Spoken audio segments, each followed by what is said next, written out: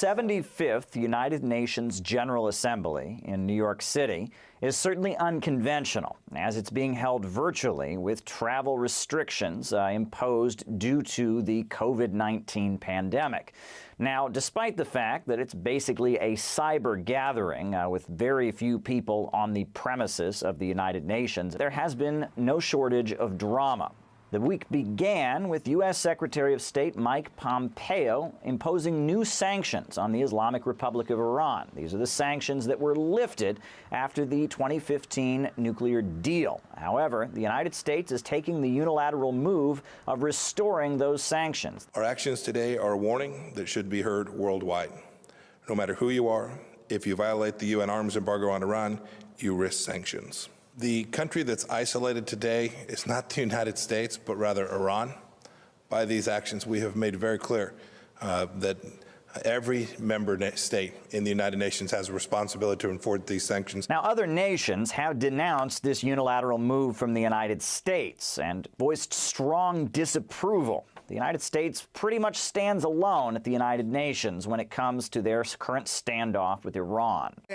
Today, we can say the maximum pressure policy of the U.S. against the Iranian nation, at least in the political and legal fields, has turned into maximum isolation for the U.S. We don't need a cheering section to validate our moral compass. We do not find comfort based solely on numbers, particularly when the majority has found themselves in an uncomfortable position of underwriting terrorism, chaos, and conflict.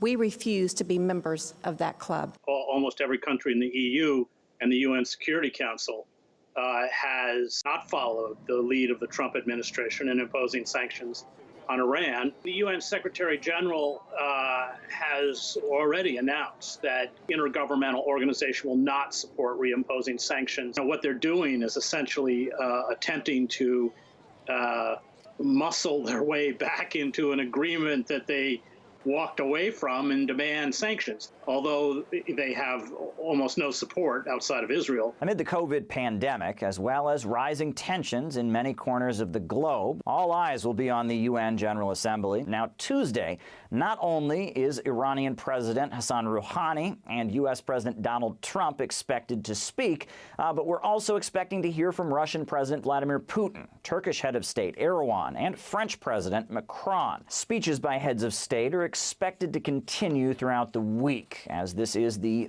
big week of the UN General Assembly, of course, held virtually this year due to pandemic and health concerns.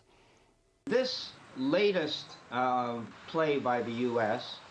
Only reinforces what his traditional allies in Europe and even what rivals, you might say, in Russia and China, they regard this as another indication of the untrustworthiness of the U.S.